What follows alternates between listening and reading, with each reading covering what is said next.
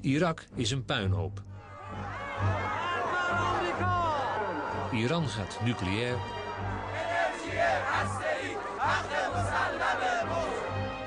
Israël is gedemoraliseerd en de Verenigde Staten zijn tot op het bot verdeeld. Tegenlicht zoomt in op het Midden-Oosten, 6 weken lang. Op de plaats des oordeels. Israel lives. Waar de nervositeit hand over hand toeneemt. Israel lives. Zijn we op weg naar een doemscenario. Deze week portret van een taboe. Het doen en laten van de machtige Israël-lobby in de Verenigde Staten.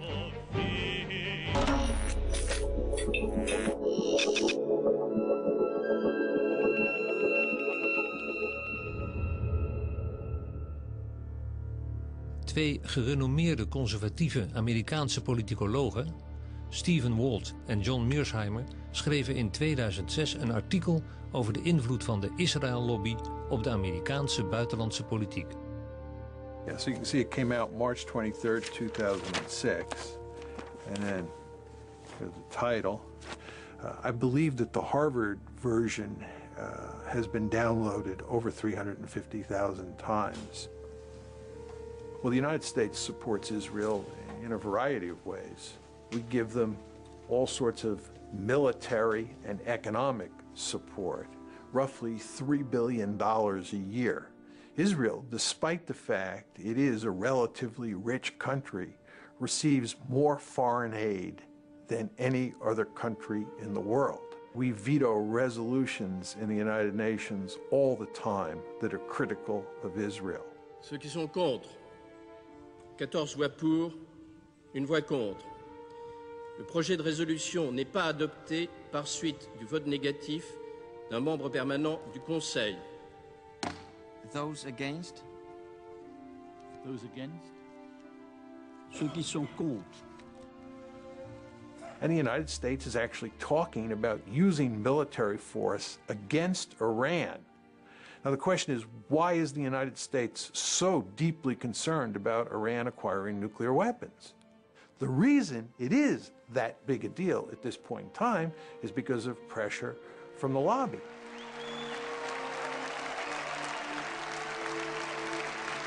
Thank you.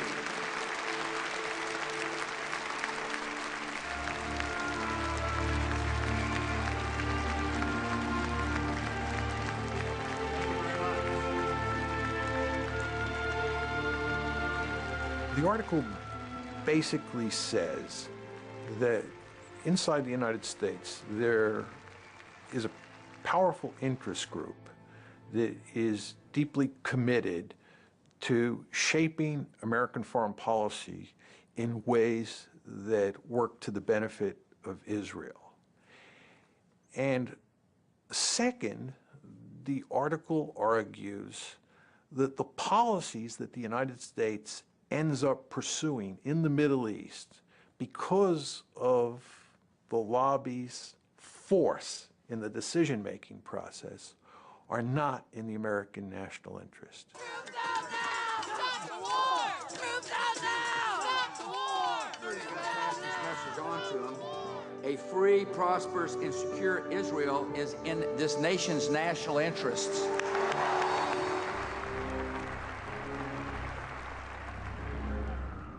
In deze tijden van grote politieke onzekerheid in de Verenigde Staten en de naderende nederlaag in het Irak-moeras heeft dit artikel veel stof doen opwaaien.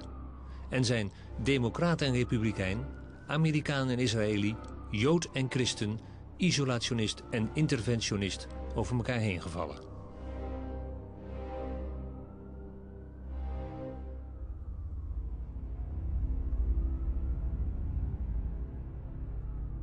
The scholarship is appalling in this piece. Richard Pearl was tot 2004 adviseur van de regering Bush op defensiegebied. Daarnaast adviseerde hij de voormalige Israëlische minister-president Benjamin Netanyahu. The notion that some people sitting in Jerusalem are pulling the strings on institutions that are somehow divorced from a sense of what is in the American interest and working instead for Israel, there's just no evidence to support that. I'm really surprised that they didn't seek to protect their reputations by doing really watertight, rigorous research that they could defend. And in fact, they've been demolished. Alan Dershowitz is, I mean, there's nothing left after. So why did they go on I don't know why they did this. I don't know. Some of the things they say in that piece really made me wince because Mearsheimer and Walt both are better academics than that report reflects. Lawrence Wilkerson meldde zich vrijwillig aan om in Vietnam te gaan vechten. Zijn vader was piloot in de Tweede Wereldoorlog en zijn zoon dient nu in de luchtmacht. Wilkerson was van 2000 tot 2005 stafchef van Colin Powell. But it does shed some light on a number of aspects, the most important of which is that we don't debate this issue in America. You know, you can't talk about this in America. That's the most important thing they did. The second thing they did was call into question, post-Cold War, the strategic value of Israel to America. 10 years ago, you couldn't even talk about the Israel lobby. Today, we can, we do. It's explosive, it's controversial, but we do. Tony Judd werd net na de Tweede Wereldoorlog geboren in Engeland als kind van Europese Joden. In de jaren 60 werkte hij in een kibbutz en voor het Israëlische leger. Hij vindt dat de geloofwaardigheid van de Israëlische staat steeds verder afneemt. I wrote an article for the New York Times at the time of the Mearsheimer-Walt essay came out, in which an op-ed. And they asked me for this when I said you should have written about the Mearsheimer-Walt. They had not said anything. And they agreed, which was already a change. But they insisted that somewhere in the article I identify myself as a Jew, because this would give them protection. Controversial article about the Israel lobby. Yes, but he's Jewish, it's okay. That's where we are. It's not fun to be called an anti-Semite. It's not fun to be told that your scholarship is shoddy. And it's not fun to be pounded day after day and to see very few people standing up in your defense. But again, we knew that was coming. We knew that was the price of writing the article. They're right, but they're wrong. Now, they're right from a strictly geopolitical, geostrategic point of view. That is to say, what I spent my life studying. Israel no longer provides the United States a strategic value like it did during the Cold War. Not only that, Israel is a strategic burden on the United States. That's a big difference from Cold War days. At the same time, the fuller, more comprehensive strategist in me says that doesn't matter because the connections between America and Israel are so great and so strong that geostrategy, political strategy, whatever you want, grand strategy, is of no consequence here. You actually take that psychological component up to the level of grand strategy, and you say, America can't get out of this even if it wanted to. So, Mr. Walt, Mr. Mearsheimer, you may be technically right, but you are pragmatically wrong because America simply cannot say, Israel, you're on your own. It just wouldn't work. And one of the reasons it wouldn't work is because we have a very powerful Jewish lobby in America.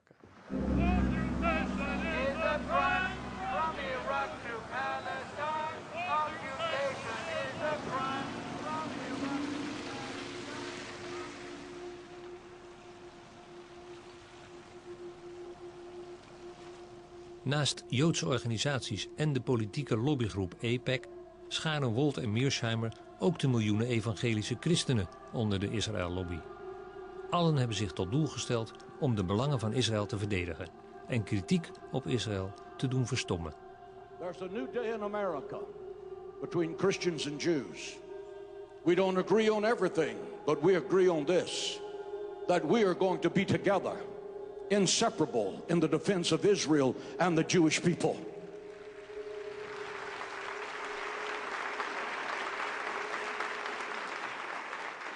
We have millions of people in the infrastructure. We have over 22,000 spiritual leaders, and some of those spiritual leaders have 1 million or 1.5 million names on their mailing list. We have the major radio, television ministries in America supporting what we're doing because every evangelical believes the Bible, and the Bible has a clear mandate to be supportive of the state of Israel. Volgens John Hagee verplicht de Bijbel alle christenen om Israël te steunen. Ook ziet hij Iran en andere islamitische staten als de antichrist, omdat ze uit zijn op de vernietiging van de staat Israël. Na de laatste Libanonoorlog in de zomer van 2006 haalde zijn congregatie $8 miljoen op om de Israëli's te steunen.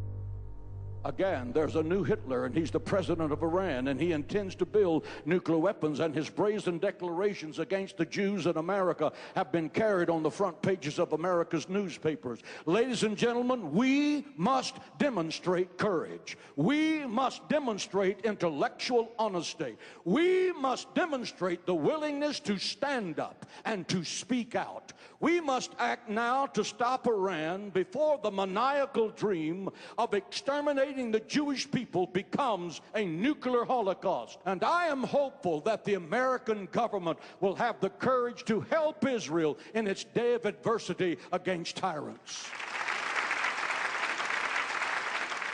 I don't think there's ever a time that you can say you have enough support. I think that our objective is to always let our elected officials know that A, we do support Israel, and that if anyone comes against Israel in a malicious way, we would do everything in our power to see that that was their last term in office.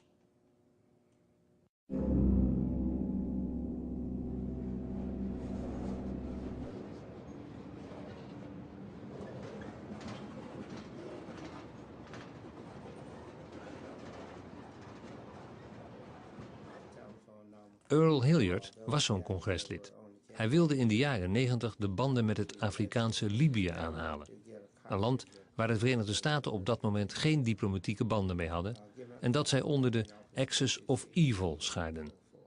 Hilliard bezocht het land meerdere malen en had nauw contact met Gaddafi. What AIPAC did, some members of the United States Congress, rather, they put in resolutions condemning Libya. And they just kept them in the resolutions with Syria and with Iran and with Iraq. They kept putting them in that in resolution and kept pushing for all kinds of sanctions, all kinds of action against them. And of course, I voted against the resolution, and others started voting against it. And I think what later I found out what really made them angry, other members of Congress came to me and wanted to know what was happening, and I was telling them, we're trying to negotiate.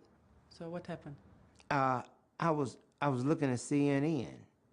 Several people had called me and told me what they had seen and heard, and they told me, look at CNN.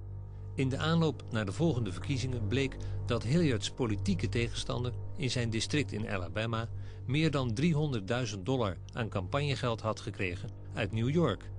Een ongekend hoog bedrag.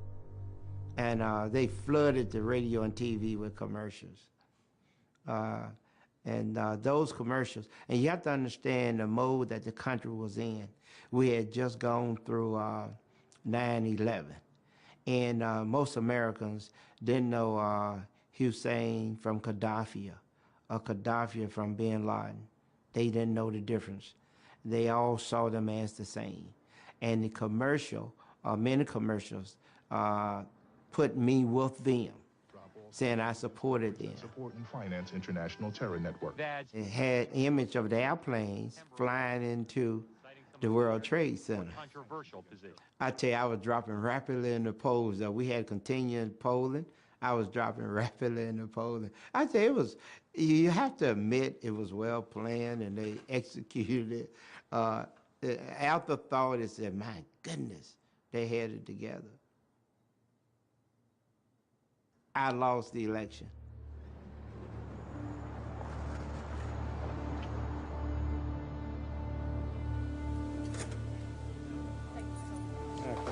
But you have to understand, you're talking about a forbidden subject.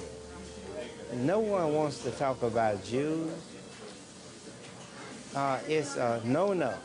It's like you're talking about something that's wrong. You're not even supposed to give your opinion. So you think it's very difficult for me to even ask questions about the Israel lobby in Washington? Absolutely. Very difficult to get answers. Very difficult to get interviews. I hope you're successful. I wish you well. It's going to be rough.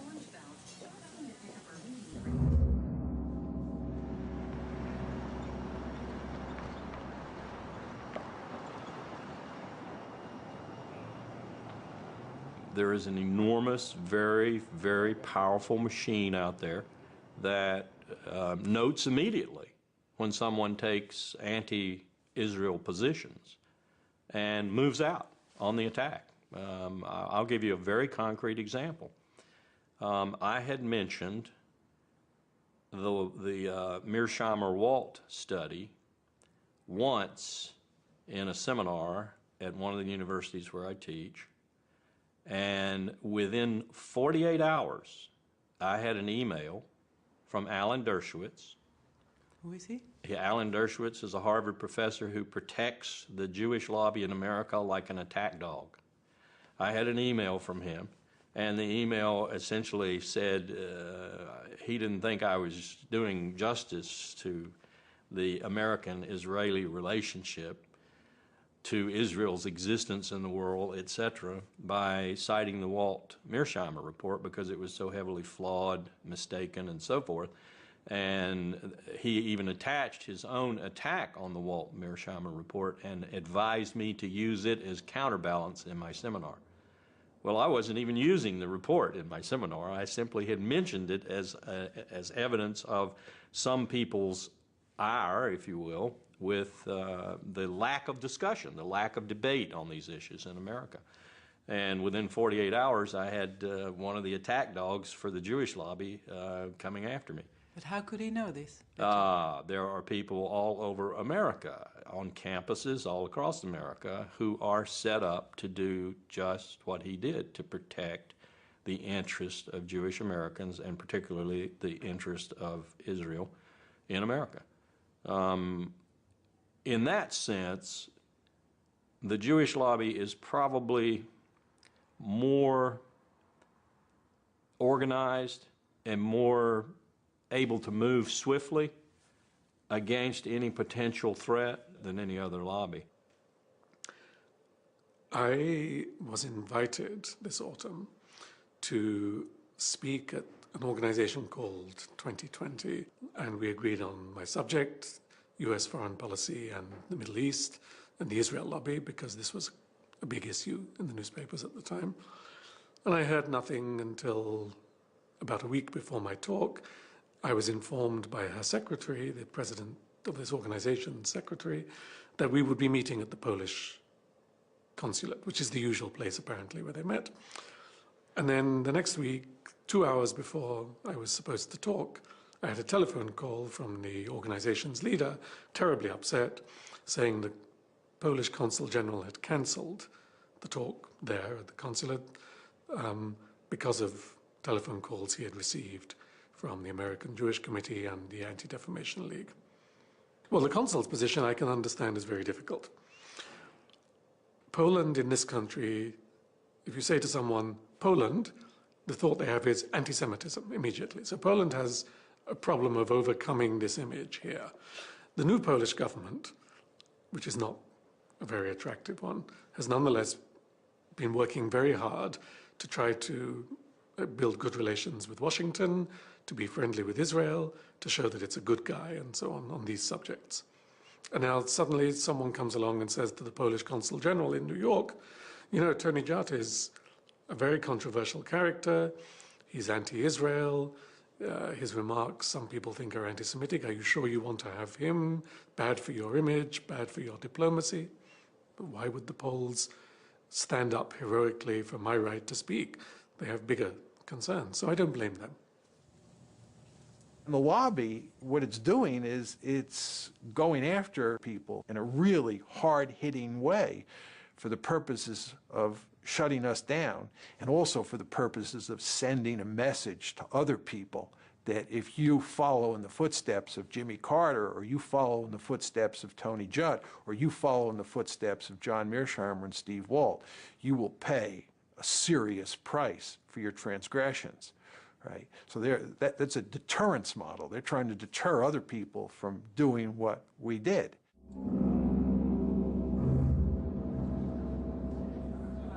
Kenneth Roth is directeur van Human Rights Watch, een onafhankelijke NGO die schendingen van mensenrechten onderzoekt. Na hun rapportage over de Libanonoorlog is Roth persoonlijk onder vuur komen te liggen. I was wondering if you can comment on the fact that in the press in the United States you are called an anti-Semite and demonizing the Jewish state concerning Human Rights Watch reporting in the Lebanon war. Human Rights Watch's fairly extensive reporting during the war, reporting that I should say focused both on Hezbollah's indiscriminate attacks into Israel and on Israel's indiscriminate bombardment in Lebanon, was met by some reflexive defenders of Israel, not with rational discourse, not with a discussion of the facts, but with name-calling, including accusations of anti-Semitism, of blood libel, of this or that.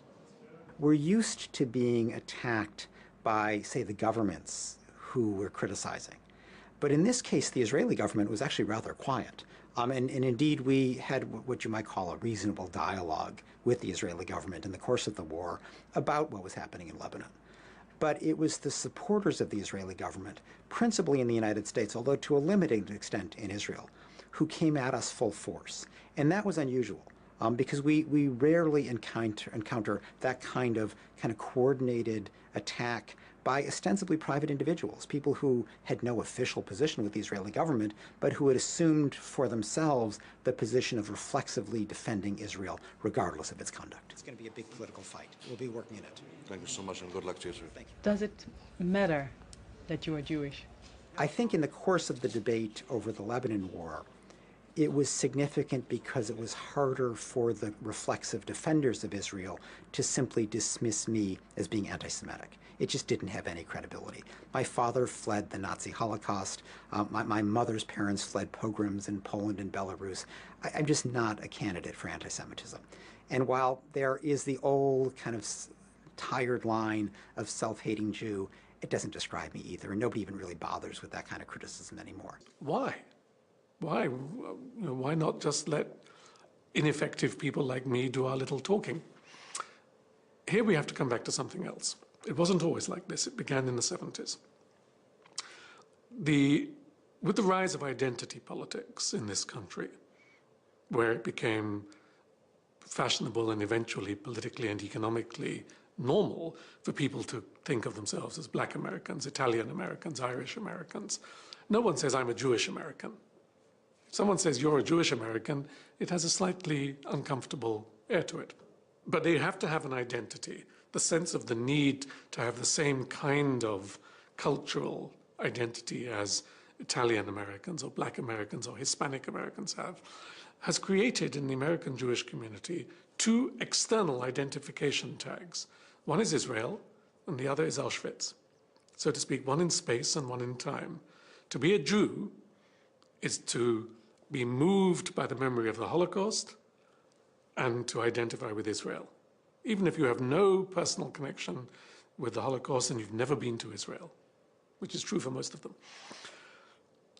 The result is that they are extraordinarily sensitive, politically and personally. It's not an invented political thing. People feel this, to any suggestion that there is criticism of Israel or forgetting of the Holocaust, because it touches the core identity of American Jews.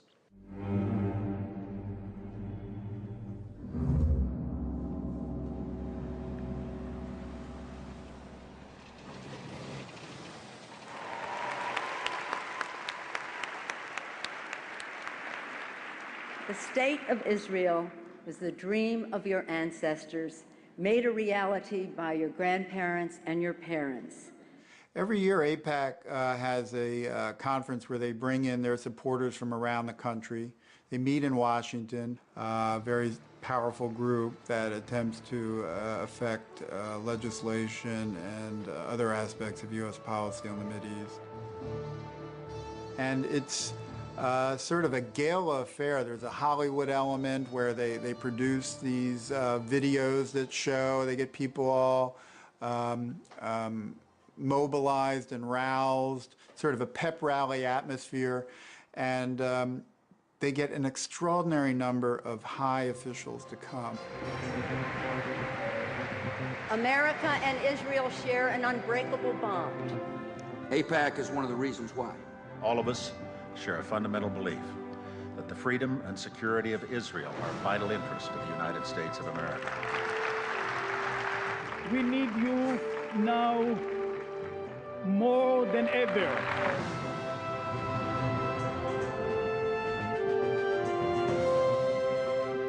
It's become like it's a ritual where the officials have to go to sort of show that they are on AIPAC's side. You know, half the Congress shows up, top administration officials, and they have a keynote speaker every year who is invariably at the very top. From Florida, Bill Nelson. From Nebraska, Ben Nelson. From Illinois, Barack Obama. From Arkansas, Mark Ryan. Can we have a picture first, please? Wait. I think I might have blinked on that one. From South Carolina, Joe Wilson. From California, Lynn Woolsey. From Oregon, David Wu. From Maryland, Albert Wynn. From Kentucky, John Yarmouth. And I also want to mention former member of Congress, AIPAC does an excellent job of constantly testing the loyalty of people in Congress to their cause. And so there's a constant stream of resolutions that get proposed on the Mideast, expressing support for Israel about something it's done, or sympathy with victims of a suicide bombing, or condemning Iran or other people in the region who are being hostile to Israel. And these become tests of sort of loyalty of people in Congress on this issue. And those who vote in the way that AIPAC wants will in many ways be rewarded ultimately with campaign contributions from people sympathetic to AIPAC. AIPAC itself does not give money, but they sort of, this whole series of votes and their very careful cataloging of how people vote very much affects where people make decisions about who to give the money to. Money does not flow into a particular congressman's coffers or a senator's coffers unless he supports positions taken by the lobby. That's their first, I think, major influence is money. And this administration is awash in money, more so probably than any administration in American history.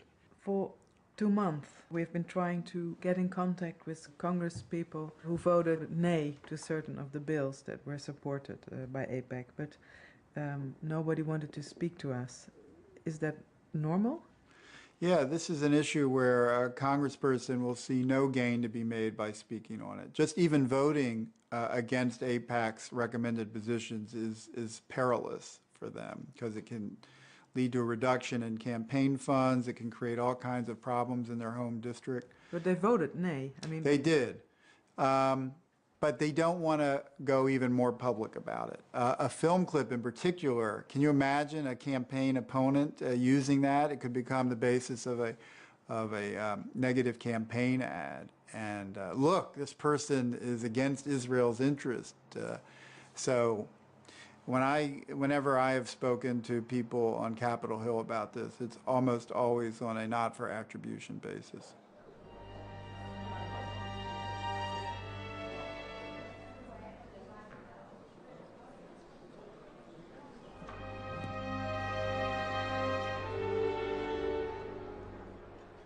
I was told off the record once by a very prominent Democratic senator. We were at a meeting in Paris, and it was late in the evening. We were sitting in a hotel. He was talking about the Middle East, and he was saying things about Israel which were very similar to the criticisms that I would make. And so I said to him, "But you never say these things in the Senate. Why not? Is it because you're worried about the Jewish vote?" He said, "Forget it. It's nothing to do with the Jewish vote. I come from a state. I can't tell you where, because otherwise, where there are very few Jews, and they're all going to vote for me anyway, so it doesn't matter. So it's not the Jewish vote, that's not the issue. It's not money, I don't get money from the Israel lobby, that's not the issue. But he said, suppose that I walk onto the Senate floor and say in a moving speech why we need to take our distance from Israel and understand better what has happened to the Palestinians. Maybe I would win 5, 10 senators over to a general motion criticizing Israel, maximum. He said, but that's all I could get. And he said, in return, I would be finished in the Senate, because no one would ever vote again for my needs if I wanted to move something for my state, or an education bill, or a financial bill, or a tax bill, or anything to do with domestic policy, nothing to do with Israel. I would be punished. I'd bet that it's impossible for either Steve or I to ever get a high-level policy-making position in the American government. For example, Steve was invited to go to a dinner with an aspiring presidential candidate at Harvard. And the person who had invited Steve to this dinner came to see Steve about a week after the piece came out. And she said that she had to disinvite him from the dinner because the presidential candidate's staff had called and said that it would not be acceptable for the presidential candidate to be at a dinner with him. America and Israel have a special friendship. You have devoted yourselves to strengthening the bonds between the United States and Israel. The United States will stand with Israel now and forever. If a politician would rise with this point of view, that the United States should stop supporting Israel, what would be the effect, do you think? He'd lose the next election. Almost certainly. Now, there may be a district here or there out of the... We have 435 members of the House and 100 senators, 535. We have 52 governors. It's certainly possible that some congressional district somewhere would re-elect a candidate who had said we should abandon Israel, reject the relationship with Israel. But it's pretty unlikely, and I would be surprised if there are more than 2 or 3 or 4 congressional districts in which it's even conceivable. I appreciate but we can vote you, That's and I'm okay. sorry. But I appreciate the friendship. If you will come in Italy, I want to introduce you with a member of parliament, Italian parliament. I would enjoy that very okay? much. Sure. Thank you so much. Thank you for everything.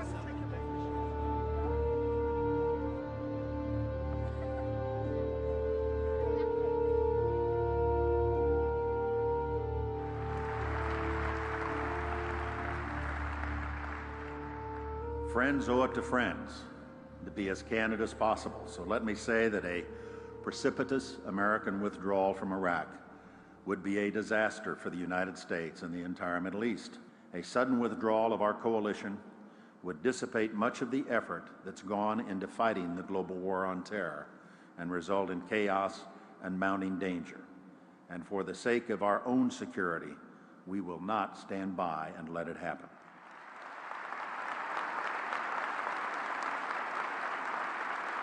I would argue that had you not had all of these neoconservatives prominently placed inside the Bush administration, that Colin Powell would have never ended up giving that disgraceful presentation in early February 2003 that played such a critical role in turning American public opinion.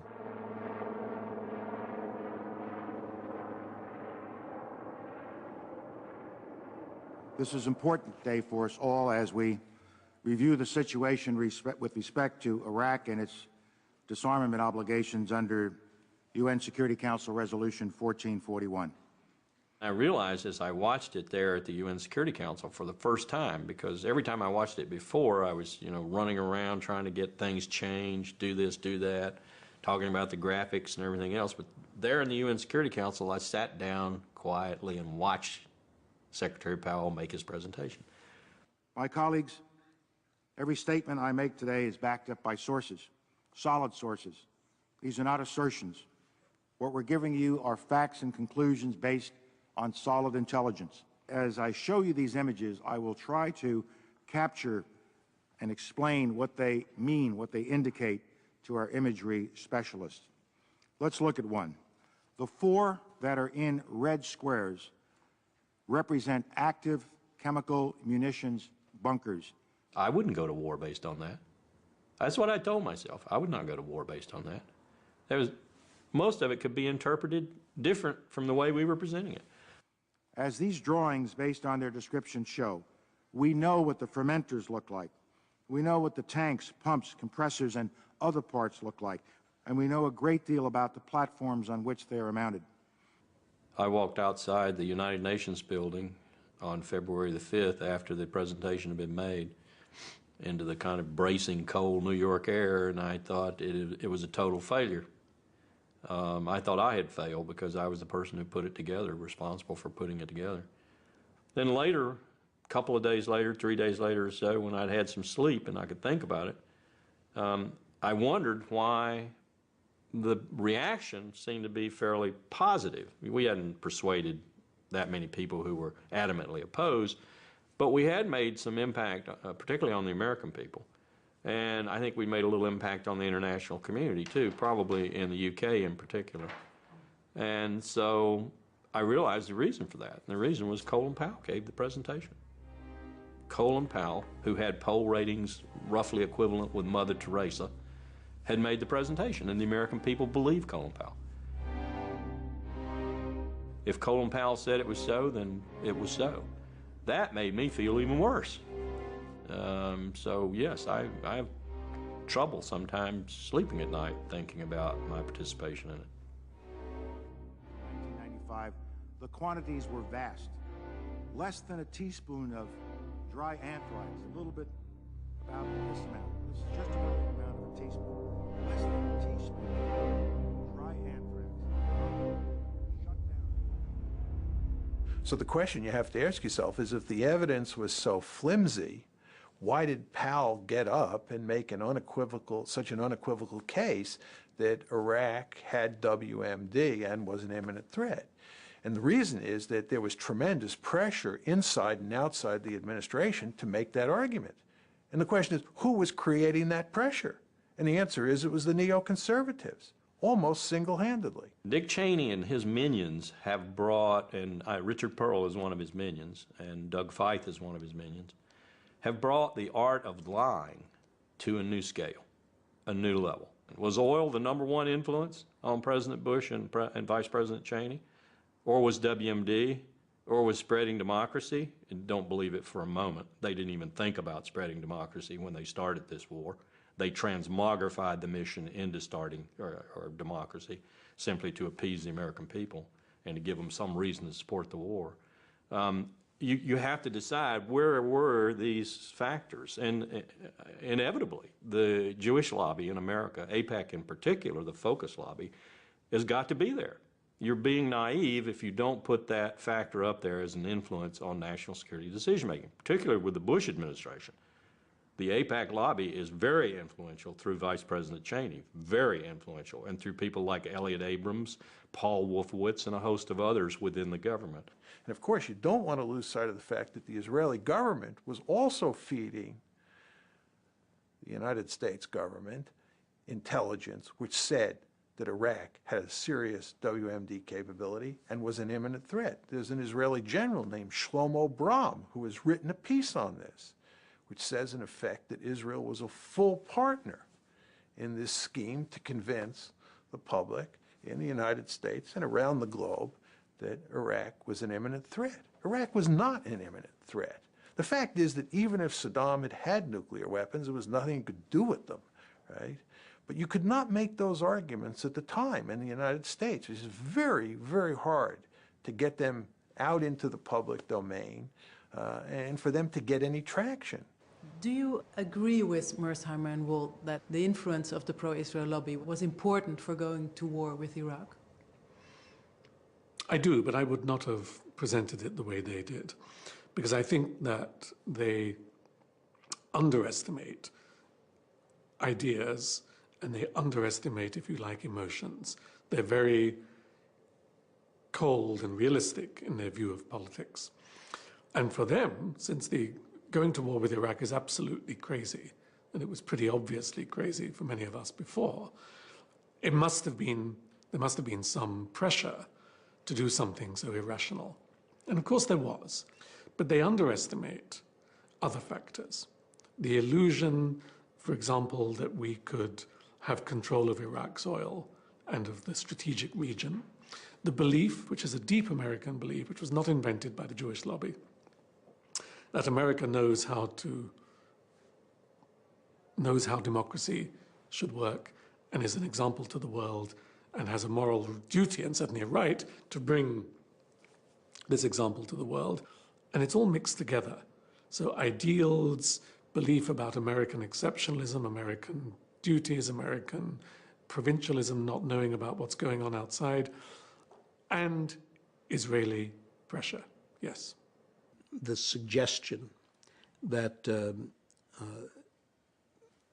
that the Israeli lobby, as he describes it, is in effect operated by the Israelis and reflects Israeli preferences is simply wrong and can be shown to be wrong. So you don't feel part of an Israeli lobby? No, I'm not part of an Israeli lobby. I have my own views. I'm sympathetic to Israel, as most Americans are sympathetic to Israel. I'm not incapable of being critical of an Israeli policy that I don't like. But the main point is that it is not the Israeli government that shapes the thinking of Americans who are pro-Israeli.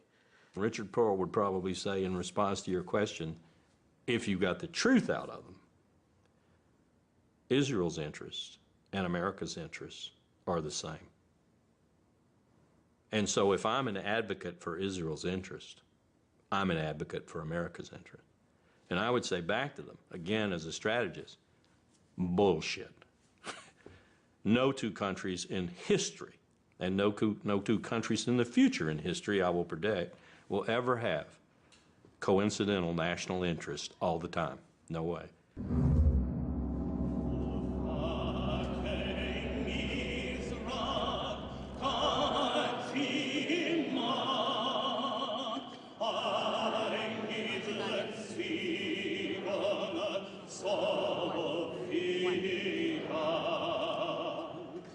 I don't want to kind of develop this great sense of victimhood, but I do feel, and it's, you know, I come here and I feel that we in Israel have paid the price.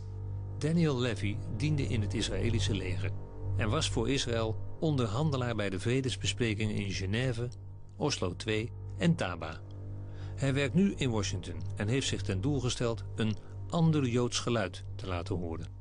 American Jews, surprise, surprise, are liberal Democrats when it comes to most issues, including the Middle East. So when you poll American Jews, they're for the peace process and they're for American engagement and they're for a two-state solution. And we did the Geneva Initiative and they were in favor of that as well.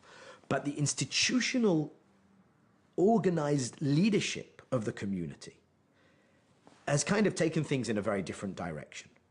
And I do feel that for their own reasons, reasons that I understand, reasons that are not unique to the Jewish diaspora in America, reasons that are prevalent in many diaspora politics around the world. It's to do with my identity in a diaspora, it's to do partially with guilt, it's to do with my own political role in my new host community, etc., etc. They've driven so-called pro-Israel politics in Washington in a direction which is directly antithetical to what is good for Israel. In that respect, yes, I do feel we paid a price. Of course, that has been increased manyfold under the current administration.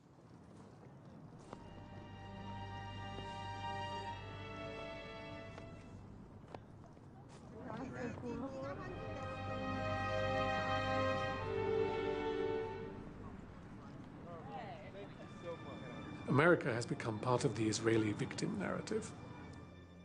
It began, I think, in the 70s, when one of the ways in which the African-American community could begin to get amends for slavery and the consequences of slavery was by emphasizing that it was a victim of history. That even if you didn't do it, history did it. Your grandparents did it. It's not a personal responsibility, but as a cultural debt.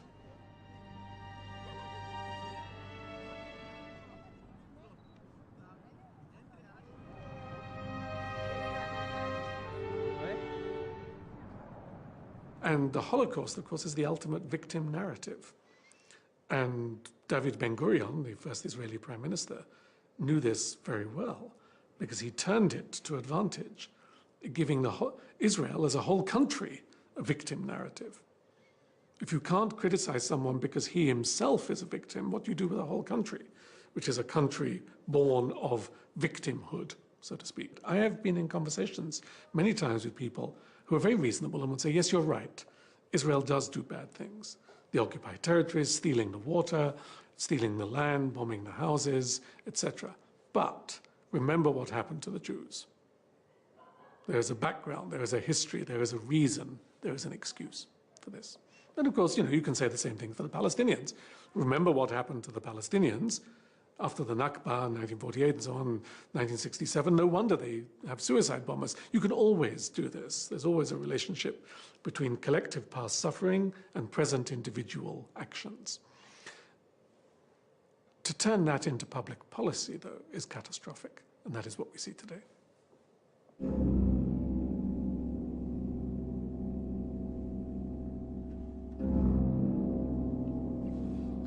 The what if. The what if this particular view of the Israeli interest and of the shared Israeli-American interest, which of course someone like myself would see as absolutely antithetical to my understanding of Israel's interests, if that particular view is continued to be bulldozed onto the American public and political leadership, what if there's a backlash? And the kind of backlash that I think can be envisaged is the kind of backlash whereby eventually enough of the American public, and eventually by extension their elected public officials, turn round and say, we need to disengage from our overstretch in the Middle East. Could be that as a consequence of what happens in Iraq and what happens in Iran, that people become very angry with our relationship with Israel, and there's just an upsurge of public opinion. It could be that you have 2 or 3 senators who come out and make a very forceful case for changing our policy. It just isn't going to happen. It is not going to happen.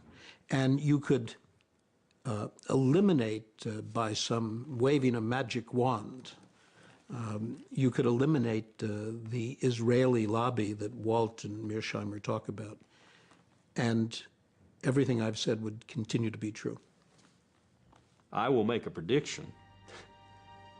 If this president orders us to go to war in Iran in the next 2 years, and he orders any considerable ground component to participate in that, Marines or Army, then I think you're going to see another major exodus from the armed forces, general officers, because I think they understand just how colossally wrong such a decision would be and how much that would be the precursor for, call it what you will, World War III, World War IV.